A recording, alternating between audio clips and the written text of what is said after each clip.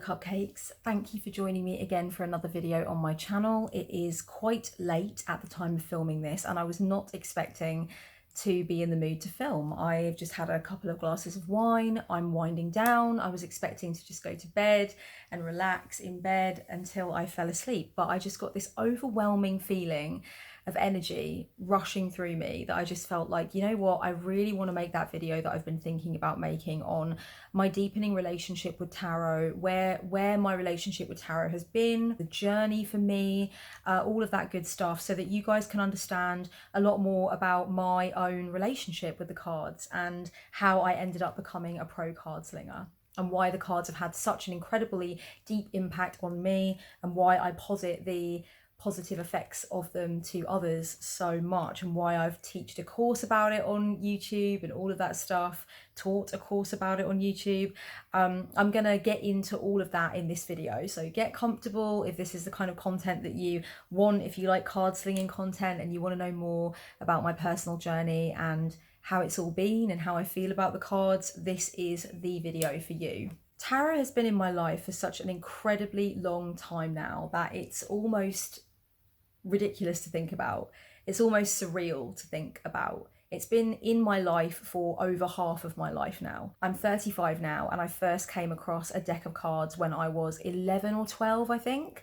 Sometimes I think it might have been 12 or 13, but I really think it might have been 11 or 12. I don't remember exactly, but a friend of my mum's was clearing out some stuff in some closets in her home, and she came across a deck of the Mythic Tarot, and she just thought that I might be interested in it. I already seemed to be exhibiting an interest in things that were a little bit woo-woo or a little bit otherworldly, and I think I just presented as this otherworldly child that was always off in their own world and had, as Patti Smith puts it, one foot in the street and one foot in the Milky Way.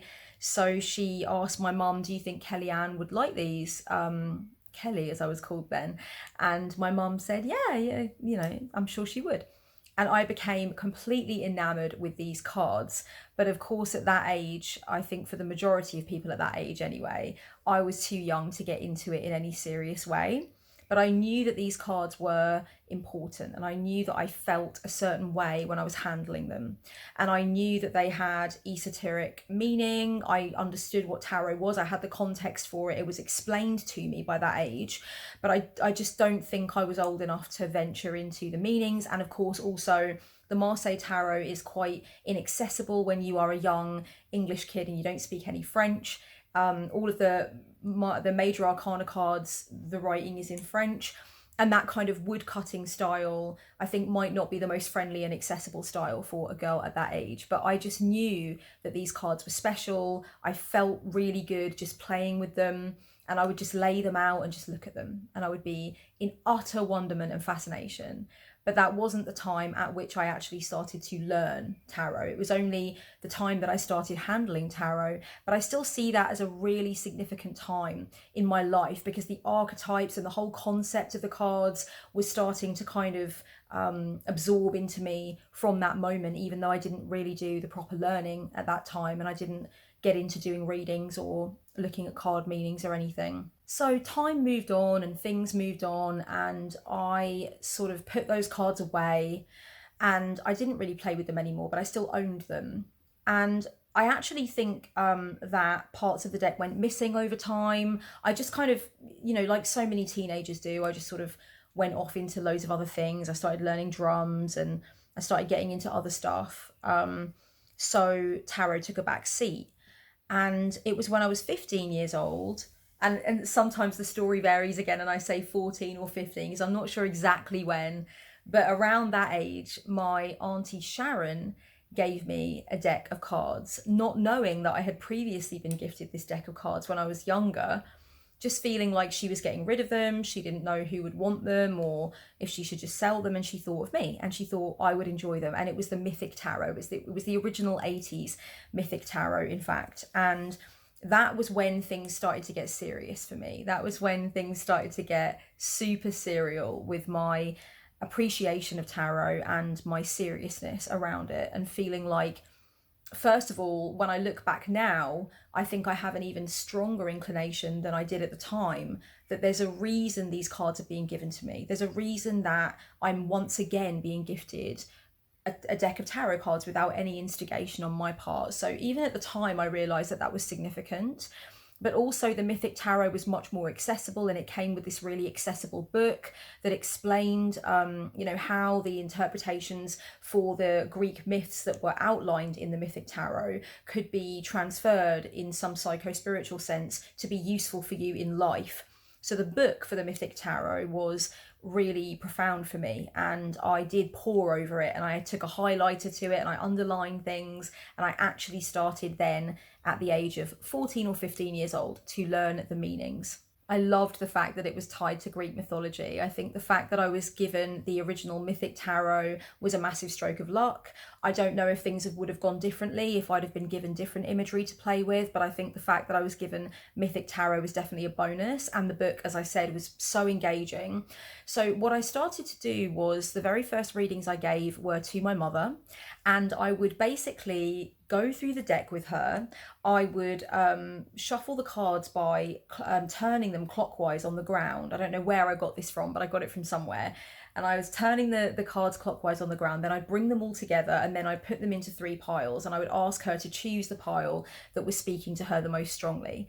And then I would go ahead and I would lay out, a Celtic cross spread, or maybe something a little bit customized, because even at that young age, I think I wasn't super happy with the Celtic cross, and I don't use it to this day. But I think I might have deviated from it slightly, but not a great deal. And then I would go away, because I couldn't actually give her a reading at that age. I couldn't actually sit there and talk through the cards and say what was what with the cards. I didn't know. I just wasn't old enough yet to have that kind of knowledge. So what I would do is I would get the cards and I would put them in the Celtic cross formation or something very much like it. And then I would say, okay, I'm going away now to write out the document. And she would go away and do something else. And then either later that day or the next day, I would produce for her this 4 or 5 page of A4 document that I had made by going through the guidebook and basically connecting the messages in the guidebook and the information about the cards in the guidebook to her situation and whatever was going on with her. So she was my first guinea pig, and she still has some of the readings, the long, written documents, perfectly handwritten admiral's log kind of documents that I gave her at that time. So that's definitely something for me that's like a part of my personal history that's really important, that she's kept some of them. And it shows the genesis, the beginning of this very, very great, very deep, very serious love that I had for the cards. I do feel that it is just so significant that the cards came back into my life. I do feel that there's something significant about the fact that I was given this Marseille deck. I had this very strong feeling that I wanted to handle it, I wanted to hold it, I wanted to shuffle it, I wanted to look at it, but I was a bit too young to get my head around how to actually use it, but I knew that it was special. And then after I'd kind of forgotten about it, or it had kind of drifted away from my life and from my conscious awareness, suddenly somebody else was thinking of me when they were looking at a tarot deck and thinking, maybe Kelly would like this, maybe this would be for her. I definitely think that Cosmos was putting a deck into my hands and saying, this is something that it will keep returning to you, and that the sign will keep coming through that you love tarot, and you will love tarot, and it will be a part of your life. So I definitely think that that is significant. After getting reasonably familiar with the Mythic Tarot and doing readings for my mum and spending time reflecting on the various Greek myths and the messages from the cards and stuff, I once again drifted away from tarot. And this was about the same time that I just drifted away from the craft in general, and I drifted away from my sense of the importance of spirituality in general, because I had been kind of an early bird when it came to spiritual focus and spiritual practice and spiritual ideas. I was really interested in theology and spirituality from young, but I did also have very tumultuous teenage years, a very difficult adolescence at home, lots going on, lots to contend with, and also mental health issues rearing their head as well, depression, psychosis, other issues.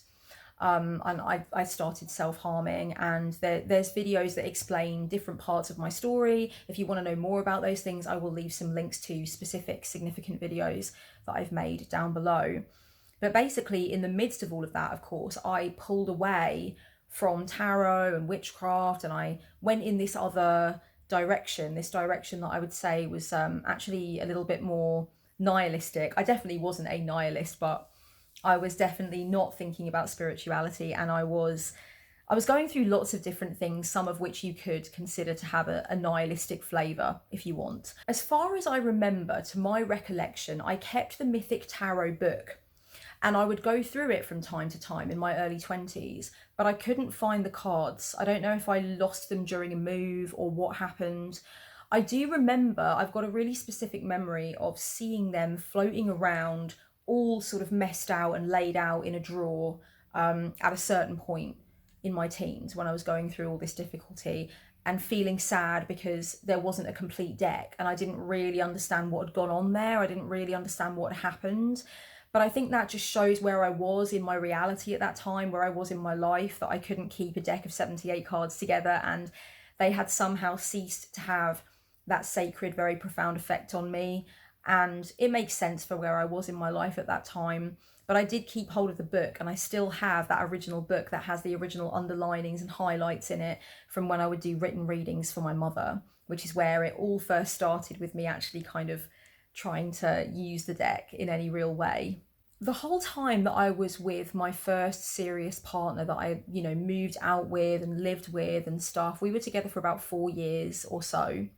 The whole time I was with him, he was aware that I was, spiritual in nature, and we would discuss spiritual concepts and spiritual things, but I never had a tarot deck in the whole of that time. And I don't even know if he was aware that it was something that I used to be interested in and that I did have a deck of cards at one time. I'm not sure if I ever told him that or what, but I was not seeking tarot for that entire time. I wasn't thinking, oh, I missed that, or I really want that back again. But when we broke up, which was this really messy, really paradigm shifting, very wild and very, very painful breakup, after that, in the year or so that followed that, I started to get this hankering, this calling. I started thinking specifically about the Fool card. I remember was one of the cards that came up a lot for me in my thinking. I was like, the Fool. And remembering what it looked like, and the guy with the dog going over the cliff, and reading about things that meant and stuff, and remembering the way the Death card looked in the Mythic Tarot, which is very a specific looking card. Some people actually really don't like it in the original Mythic Tarot. Actually, it shows Hades, and for some people it looks a little comedic. I don't know, I never found it to look comedic. Yeah, I started remembering, and also I remembered the High Priestess in the Mythic Tarot, which is actually Persephone sort of walking down the stairs into the underworld. And the Empress card, which is Demeter in the fields, in the cornfields and stuff. So I was remembering all these different cards, and it was sort of coming back to me. And my strong belief is that I was going through this really weird journey where I was realizing that the future that I had planned out for myself with this person that I had this such a deep, profound love with was no longer there, and in its place was not very much of anything at all. And it was a very odd time for me where I realized I was going to be moving out on my own, and we genuinely weren't going to be together anymore. Our relationship had ended, and it makes sense that I harked back to this thing that had such potency for me and had such a profound effect on me at two various previous points in my life. It makes sense to me somehow that it came back to me, and it came back to me with gusto. Like, I really felt this urge to own a deck again, and I went out and I got a Rider-Waite-Smith tarot, and I bought a guidebook, the Terry Donaldson, I think it's Terry Donaldson guidebook, and then I bought Kim Huggins Tarot 101, and then I bought other books as well, and I really started to invest myself in it. So in my mid-20s, when I was about, I would say 26, that's when the cards came into my life for this very dramatic third time around. And that was when I started learning with Rider-Waite-Smith. And I will say I went through this process of accelerated learning. I was very passionate, and I set up a blog called The Four Queens, and it was a tarot blog. And I wanted to use this tarot blog to give richness and depth to the emotional connections that I was having with the cards, because I was aware that I was doing a lot of remembering of what the cards meant and reconnecting with the cards, and also reconnecting with this brand new imagery, right? Because the Mythic Tarot is very different to Rider-Waite-Smith. But I wanted to learn with this iconic deck that so many people know and love and work with, and that I'd obviously seen a lot of times as well. I just, you know, in the course of like looking at films or just seeing it in culture, it's very, this is the deck that most people think of when they think of a tarot deck. So I wanted to learn with that. And it was, the blog was about getting beneath the sort of universal standardized definitions that I was reading in the book. So I was aware that I was doing this really extreme, really rigorous book learning, and that was really important to me. I wanted to get back on the horse as quickly as possible. It's a little bit like, or perhaps pretty much exactly the same as, when you speak a language reasonably fluently, or you are conversational in that language, and then you don't use the language for a whole bunch of time and you become very rusty in that language and you realize that you are no longer conversational, and then you get this sudden surge of determination and defiance, and you're like, no, I'm not losing that language that I worked so hard to learn. I want to get proficient again, and I want to, you know, speak it in a comfortable, fluent way again. I've actually had that experience with my second language, which is Russian, and I've had this surge of like, no, I'm not losing that, because it's getting very, very rusty for me. And I've had several surges of feeling like, no, that was mine, and I learned it and I loved it and I took it to heart and I spoke it so well. And so I think I can liken it to that very comfortably, because the linguistic thing has actually happened to me. And the same thing happened with tarot. I was like, that is a language. It's a symbolic language. I was taking it close to my heart, and then I forgot all about it. So I was very determined to do this very strong book learning and to really take everything to heart. So what I would do is I would go through this book by Terry Donaldson with my Rider-Waite-Smith, and I would sort of turn each of the cards over individually, and without looking at the book, I would say out loud as much as I could remember about what the card was about, what the meaning was. And then as soon as I got stuck or I couldn't think of any more, I would turn the book over and I would fill in the gaps with what I might have forgotten or what might also be relevant. And I would do that with the whole deck. And that's how I would practice. I'd be like, okay, everything I can remember about the Hierophant, this is everything I can remember. And then I would look at the book and I would be like, oh yeah, and that, that's a good thing to remember, that's a good thing to remember, until I had this sort of Rolodex of meanings for each of them and got more and more familiar with each of them. But the blog was, I think, about deepening into something more poetic and more personal, so that I was making sure that I wasn't just learning these universal standardized definitions. I was also letting myself connect the cards with my experiences and my views on things, because I sensed that that was how I was going to peel off the next layer of, you know, the layer of the onion, if you will, and get more down into that depth and richness. So ultimately it was heartbreak that brought me back to tarot for this third time, which is where the hooks of it really got into me, and I started the blog and I started reading other people's tarot blogs. Tarot blogging was quite a big thing back in like 2011, and I was really reading a lot of different tarot blogs and reading a lot of different perspectives, and it was really interesting. And I also joined Eclectic Tarot, which was a big tarot forum at that time.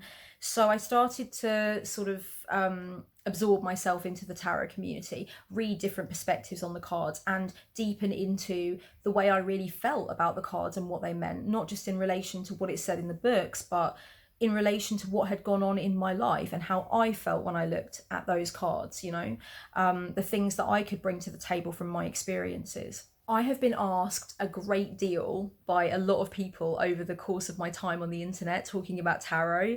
Is it better to learn first from books, or is it better to learn first from your intuition and your personal connection and what you feel? And I've also even had a lot of people asking me, is it okay if you never crack a book on tarot and you just go purely with what you feel? And everybody has their own opinions on that. My opinion is not gospel in any way. I would say that for some people, it's going to come really, really naturally and easily for you to connect emotionally with the cards first. And you will look at the images and you will just feel things and think things that are directly connected to your personal gnosis. And that will come before you actually do any book study, and you won't be able to help it.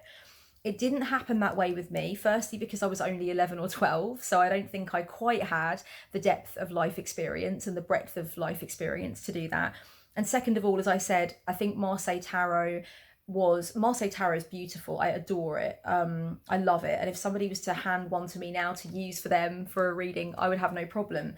But I think at the age of 11 or 12, you know, it's quite inaccessible as well. It doesn't encourage you to think about what you feel about things or how you can connect. It's quite hard to connect, you know. The language was different for me, that wood cutting vibe, it's very old school, and it didn't really give me that sense of warmth and that sense of connection that I may have needed at that age. For other people, it's going to be much more natural to go in the other direction. They're going to have an instinct that they want to know, first of all, what is the consensus around the cards? What is the system?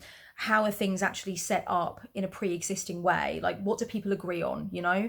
And for me, it was more of an instinct coming back to tarot, that in order to make up for lost time and cover lost ground and everything, I needed to go very much in the direction of like looking at the book and learning everything I could from the book and then from other books. But I also knew, and that was why I started the blog, The Four Queens, that I wanted to, I had a special connection with the cards. I'd been like growing that connection since I was 11 over the course of time on a very slow burn. And I wanted to honor that as well. I wanted to honor that I was having my own personal gnosis about the cards and connecting the cards to my individual journey, and really seeing sort of like layers to the cards that were not necessarily described in the books I was reading. I just want to clarify that I'm not saying that I have this big understanding of tarot that nobody else has. I think I'm attempting anyway to describe something that a lot of tarot readers go through, where they just want to connect the cards with what's gone on in their reality and their understanding of the world. And that was what the blog was for. And then when I was about 26 or 27, it was when I first started doing online readings. So I had a Facebook page that was kind of connected to my blog, where I would let people know when I'd released a blog post, and I would also sort of write messages about tarot, statuses about tarot, and I would follow other people that had tarot blogs or tarot channels, and I was very much sort of immersed in the community. So I had the Facebook page and I started giving free readings on the Facebook page. And I think that was after I did do a small stint of giving readings for the UK College of Psychic Studies. I did do paid readings for them for a time, which was an interesting experience. And then I started to offer free readings for a while on my Facebook page for a number of months, like 6 or 8 months, to figure out, like, is this something that I could actually maybe offer on Etsy? Is this something I can even do? Does it make sense? Do I enjoy it? So that was the time that I started to really think, wow, I have a really deep connection to these cards, and I wonder if I can be of service to people the way I used to be of service to my mother, who used to say that these long written readings were very helpful to her. And now I have so much more of a personal connection. I want to see if that works as well. And the free readings that I did on Facebook were so illuminating, because they helped me to understand that I did like to do these one card complimentary readings where somebody would give me a specific question and I would get into an answer. I really enjoyed doing them. In fact, I used to do most of them either before or after work. And, you know, even though I was getting ready for the day, or I was like beat from doing the day and exhausted from doing the day, I still couldn't wait to get on the Facebook page and see who'd ask me a question and answer their question. So I did that for quite some time, just trying to get to grips with how good I was. And I would always ask for feedback. And of course, as anybody who's given complimentary readings on the internet for feedback will know, sometimes you just do not get that feedback, all right? It just never comes. But I did get a lot of feedback from people saying, this is really nurturing, this is really helpful, thank you so much, this has really clarified things, or it's really given me something useful. And I was thinking to myself, wow, you know, it's just a one card reading. And I was trying hard to limit it to just sort of like a paragraph of 5 or 6 sentences, sometimes 10 sentences if a lot was coming through, but basically trying to put a cap on it. And more people would show up when I would say, I'm doing free readings today, I'm doing free readings this weekend, leave me your questions and I'll draw a card for you. And so I became quite confident at doing it in the online format. And I realized that actually my connection with the cards and the way that I tied people's questions to the meanings of the cards was useful and was powerful. And I was like, you know what, this is a skill that I have. It's obvious that there's a reason that the cosmos just kept putting the cards in my hands. It's like they were meant to be there. So having the online blog, I think, was definitely a big shift for me, allowing myself to sort of really connect with the cards in a way that I hadn't been seen described in books, because it was very personal to me, was important. Doing the free readings on Facebook and also just connecting more with tarot community and appreciating other people's blogs and other people's stuff that they were doing was also of importance. Then I would say that the next thing that happened that was a deepening and a strengthening of my bond with the cards was doing the tarot trainee course on YouTube, because that was me really sort of coming to my power and saying, I've learned enough now that I can actually help people to maybe understand tarot if they're not getting it from books, or if they can't access books, if that's not the way that they learn and they need a comprehensive course. I think I can teach one. And that's exactly what I did. And I will leave the playlist for it down below. It was a very long time ago. And I did win a Tarosophy award for it, the Tarosophy Community Award, which was amazing. I can't tell you how wonderful it was to have that course recognised by the community as a useful resource. That meant a lot to me. So I think that was definitely a time where I was like, I'm stepping into my potency here. I'm actually really finding that tarot is fast becoming a fixture in my life. And not only am I becoming more and more confident with reading tarot for people, but I'm obviously confident to feel like I can show people how to start with it, how to do spreads with it, how to, read the different suits with it. So that was something that I gave myself, I think, as a challenge.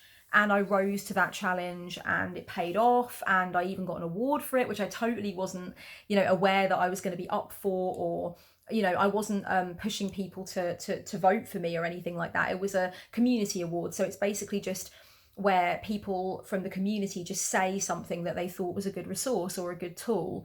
And I won in 2013. So that was really a confirmation for me that, like, wow, this is something that I can not only enjoy and indulge in and use to help people, but also I can communicate how to use it and the value of it to people. And that was a really, I think, exciting moment of deepening for me. I want to talk about a few other things that defined my experiences with tarot and sort of shaped my experiences or helped me to move on with my experiences. I definitely don't think this list is going to be exhaustive, but I want to mention a few things.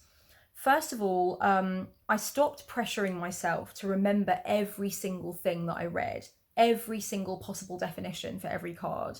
And I started to let myself lean into the ones that it was easiest to remember or it felt most instinctive to remember.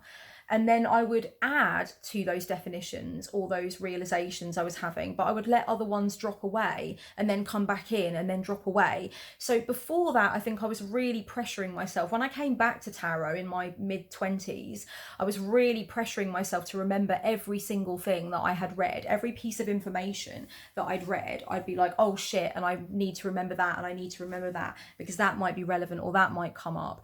And I stopped doing that. I stopped pressuring myself. I let myself have more of an organic relationship with each of the cards in the deck, which I think was important. And I recognized that sometimes in your reading, sometimes in tarot, you will come across this incredible interpretation, or in your conversation with someone that you're talking to, a fellow reader or a tarot student, as is sometimes the case with me because I do tarot mentoring, and I will link that down below if you're interested.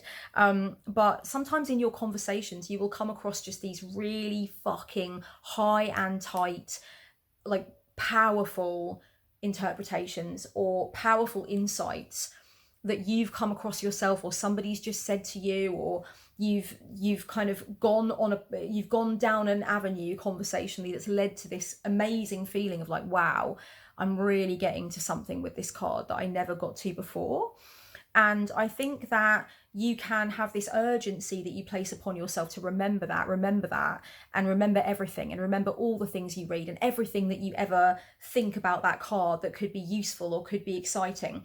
But actually, what I started to recognize as I moved into my late 20s is that you will simply bring up the bits that are right for you in the moment. And there are some interpretations of specific cards that I've read that I really vibed with and I really hoped I wouldn't forget. And then I haven't even referred to them or used them for over a year. And then one day I'll get a client, I'll get that card, it will come up in relation to a specific situation going on for that client, and I will pull that interpretation out of my head, that way of seeing the card, because it's right for that client in that moment. So once I realized that that happened and I had faith in the fact that that would happen, I relaxed a lot more. I dropped my shoulders a lot more, and I became a better and more comfortable and confident reader, because I wasn't pressuring myself. I wasn't cramming and pressuring myself to remember all this stuff. It was more just like, you know what, if I am really impressed by a specific interpretation or a specific way of seeing the card, it will come to me in that moment when I need it. I don't need to constantly be worrying about, am I remembering this? Am I remembering that? Am I remembering everything? Oh my God. You know, so I dropped that pressure, which was great. And I learned how to just riff, you know, and I also learned how to zoom in, which is another thing that I think really helped my connection with the cards. I learned how to zoom into specific parts of the imagery, for example.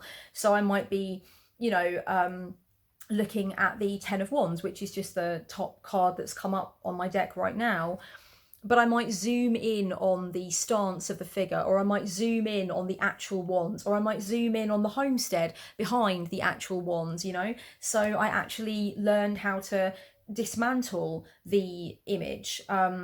You know, dismantle, for instance, with Six of Pentacles. Who are each of these figures? Let's have a look at the fact that there are a set of scales there. What does that mean? Let's have a look at the way these figures are dressed. Let's have a look at the expressions they're holding. Let's think about what is behind them, the terrain that is behind them.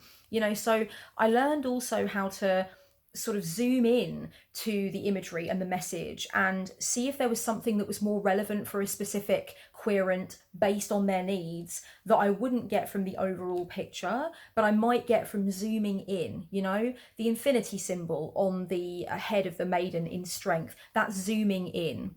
You know, just looking at her hands opening the lion's mouth, that's zooming in. With the emperor, looking at the, you know, the ram's heads on the throne, on the seat, looking at the way that he's dressed, looking at just his whole stance, you know. So zooming in is one of those things where you let yourself sort of break the imagery apart. For me, with the star, zooming in would be focusing on the fact that there's a big bright star here in the middle, focusing on the fact that the figure is naked, focusing on the fact that one chalice pours the water onto the land and one into the body of water. There's all kinds of things. The tree in the background, you know, the fact that there's the element of water itself in the card. All of these things are a breaking down of the imagery of the card, so that I'm not just thinking about how I feel about the card overall, but I'm thinking about the specific different elements and how they might be really good for informing a querent as well. Another thing that was very, very significant for me and came very, very late in the game as well, baby cakes, is experimenting with different imagery.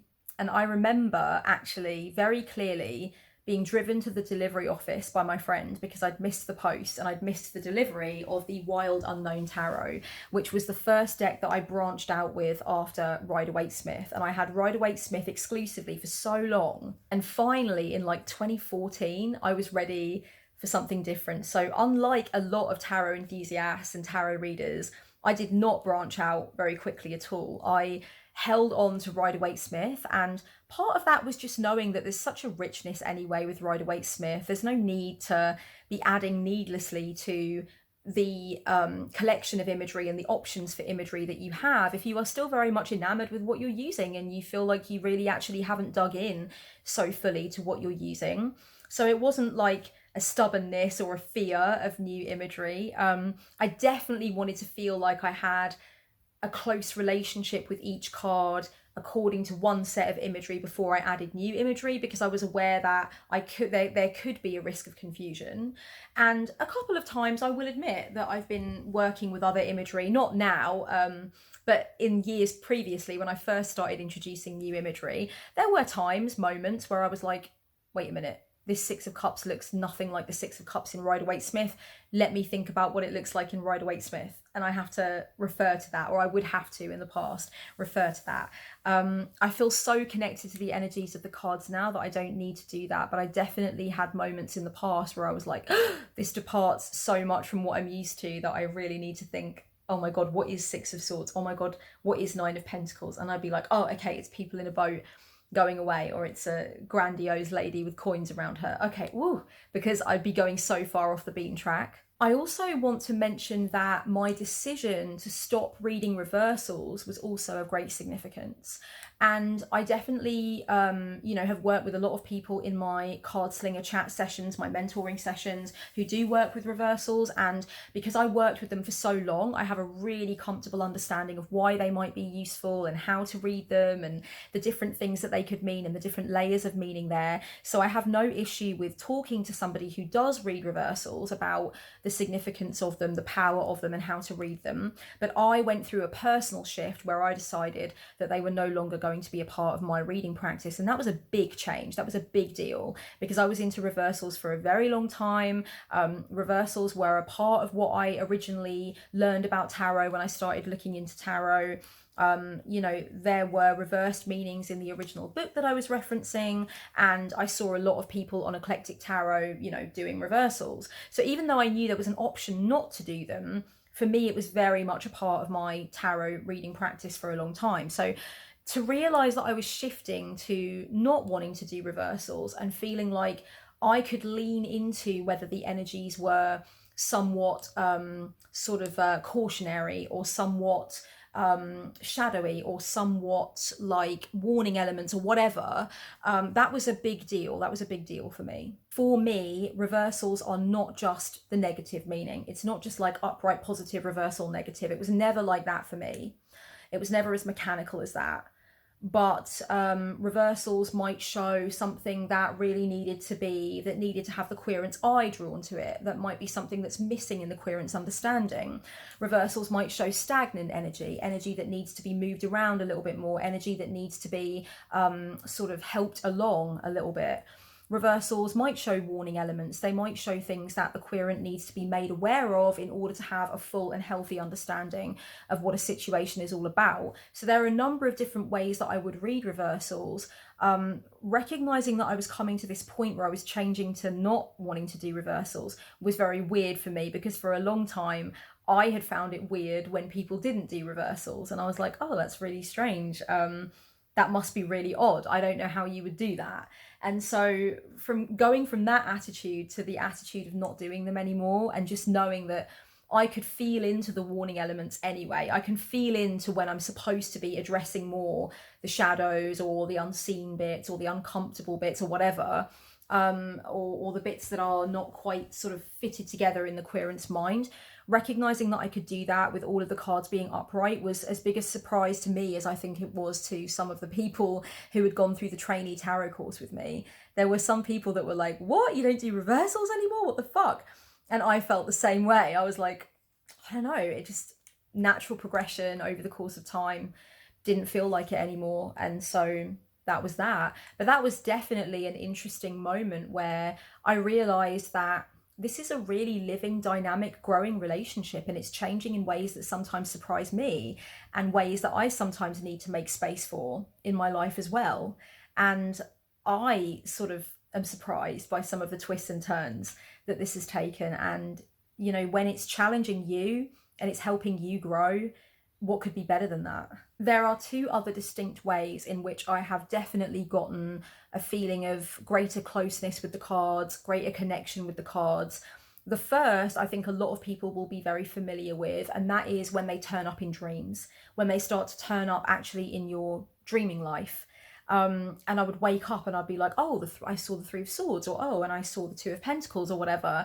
That is so sublime when that starts to happen, when it actually starts to infiltrate your dreaming life and it becomes another layer of symbolism in your dreams and something that you can really analyze and really sit with. And I remember the first time that I dreamed in Russian.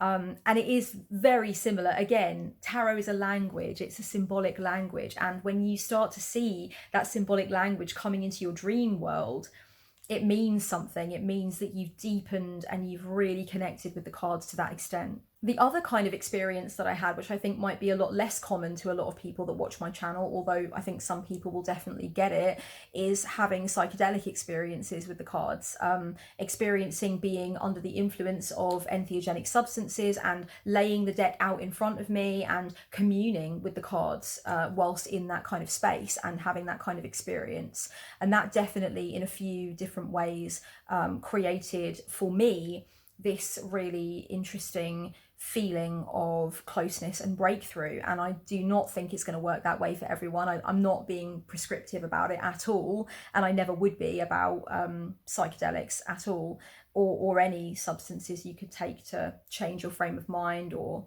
change your experience, shift your relationship with consensus reality on its axis. I don't think that's right for everyone. I don't think that's necessarily something everybody needs to pursue. But for me, it definitely was really significant to have those experiences and bring tarot into those experiences. And that was not something that I necessarily pre-planned. It was something that I felt moved to do. I was like, oh, let me go and get my cards. Let me look at them. Let me think about them now whilst I'm, going on this this journey of the psyche.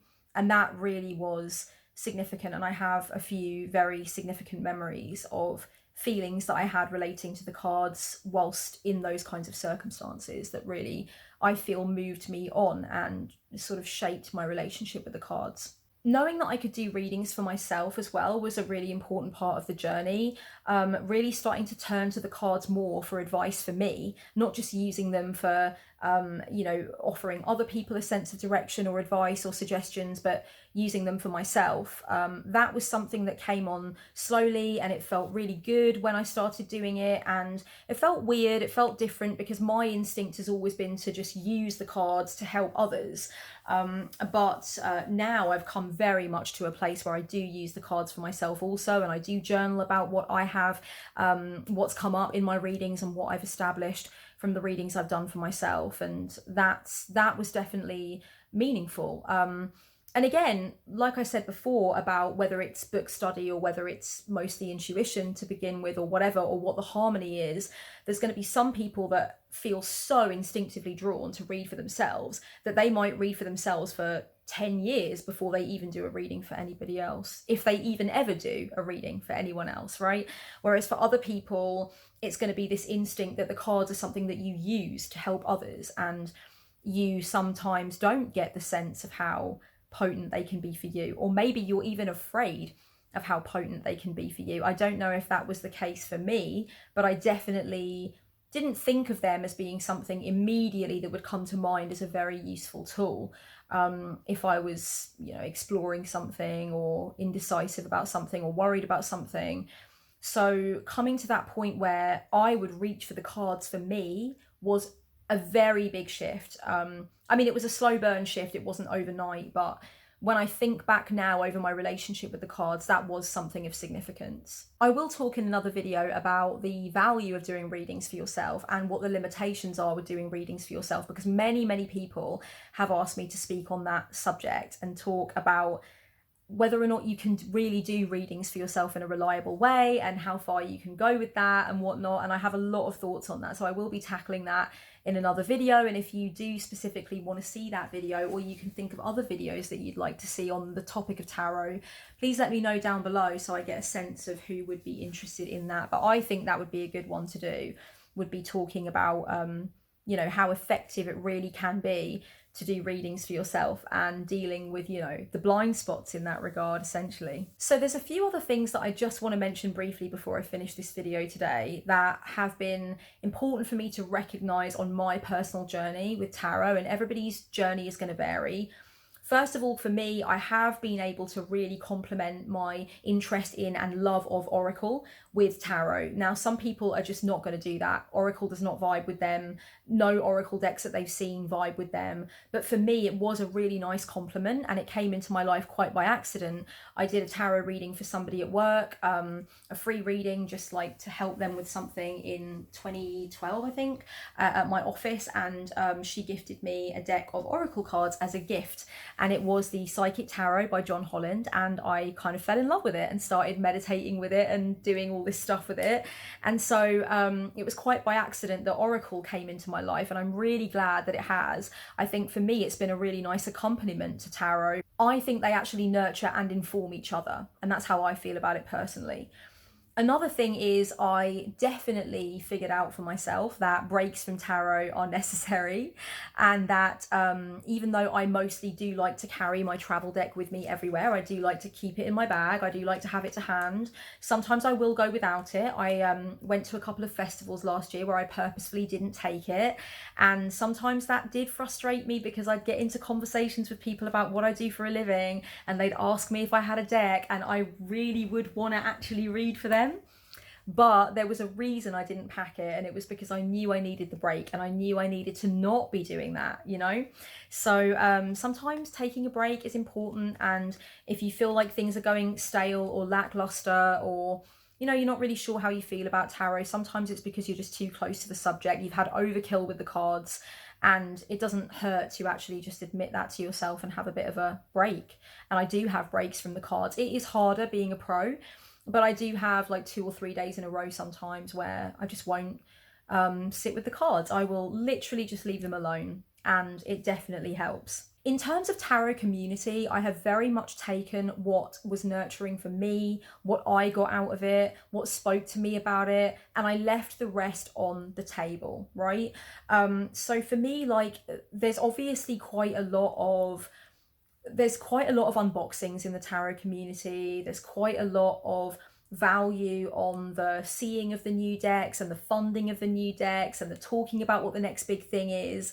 And I've had to have my own journey, as a lot of tarot enthusiasts have and a lot of tarot readers have, to establish what is actually healthy for me. And for me, in my case, you know, it's not good for me to introduce too much new imagery into my learning at one time, or into my experience at one time.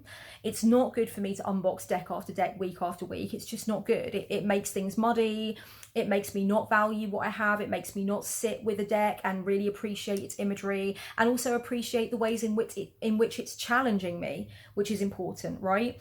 So when you open a deck and you luxuriate in all of this new imagery and all of these new thoughts that you might be having because the new imagery is opening you up to those different avenues, you also are giving yourself the opportunity to see what might lie in shadow for you with cards, and different imagery opens up those shadow contemplations and those shadow reactions. And I like to sit with them for quite some time, and I like to take them seriously and give them merit. And I cannot do that if I'm constantly bombarded with new imagery and I'm convincing myself that I need to have the next deck and the next deck and the next deck. So I've been very clear with myself on the fact that for me, you know, unboxings that are too frequent don't work for me, and they don't feel good for me. And I end up introducing imagery into my collection that I'm not yet ready for, that I'm not committed to, that I don't have the time and the space for, and I don't like that. So that's been something I've had to come to, and I know people's mileage does vary on that. Some people do like to unbox decks at a much faster rate, and I'm not trying to say anything about that. I'm not trying to judge that in any regard. I'm just trying to say that for me, the imagery, it needs to be more of a slow sort of introduction, and I don't like to have too much imagery crowding my mind at one time. Over time, I've really allowed myself to riff and to have a dynamic working relationship with each of the cards, where I may feel moved to say something that I never read in any book that is connected to some personal gnosis, and I may feel moved to interpret the cards, or the combination of cards in some cases, in a way that I haven't come across before, or that has surprised me, and it's surprising me as the words come out of my mouth with the client. It's about permission to do that and the confidence to do that. And for me, that has come from combining book learning with the intuitive stuff and the real, true, like, emotional connections with the cards, and it had to be a combination of both. And that is what I would usually encourage. I would usually encourage that we do have an awareness of the universal, standardized, accepted definitions, and by that I mean the bunch of energies or the groupings of themes around a card. I think it's good if we know them. I don't think you can be doing readings that are perhaps as effective if you are just going from intuition or just going from what you think and feel without that other stuff. And that's, you can take that opinion or you can leave it. But I think that it's terribly, it can be terribly lazy to just say, oh, I'm just going to jump over the book learning. I'm not going to bother with what these things really mean, or because look, they balance each other out. There's 16 court cards, for example. You've got 4 kings, 4 queens, 4 knights, 4 pages. There is a balance there. There's a system there. Okay, there are energies that are harmonizing and interplaying. If you just bypass all of that and say, oh, I just go with what I feel, I just go with my gut, I've never read a book in my life, to me, I just don't see how that can be as effective in terms of your reading ability, as someone, a reader who has gone to the books, but also very closely connected emotionally with what they feel the cards mean for them, and the living relationship and the changing, evolving relationship that they have with the cards. So for me, one of the things that makes me a proficient reader is doing both of those things: the book study, understanding the consensus, and also appreciating my personal gnosis. Darlings, thank you so much for accompanying me on this journey into my tarot shifts and my tarot learning and what was really important for me. And I will continue to go on from here, and I feel sometimes a deepening or an evolution or a shedding of the tarot skin, as it were, every now and again. And I think, oh my God, this is going to be another time of real breakthrough. This is going to be another time of real learning and leveling up. And I know that will happen my whole life through. I know that there are so many layers that I haven't gotten to taste yet with tarot, and I luxuriate in those moments where I realize that I am coming into a new phase of learning and feeling very much like the toddler again. And I welcome those phases and I welcome that feeling. I'd love to know where you guys are with your journey with the cards. Please let me know down below what your experiences have been. When did you first pick up a deck? How did it come into your hot little hands? Have you not started learning yet, but you'd really like to, and maybe something in this video has encouraged you or inspired you? Where are you in your journey as a card slinger? Let's get into it down below. And until the next video, much love, darlings, and blessed be. Mwah.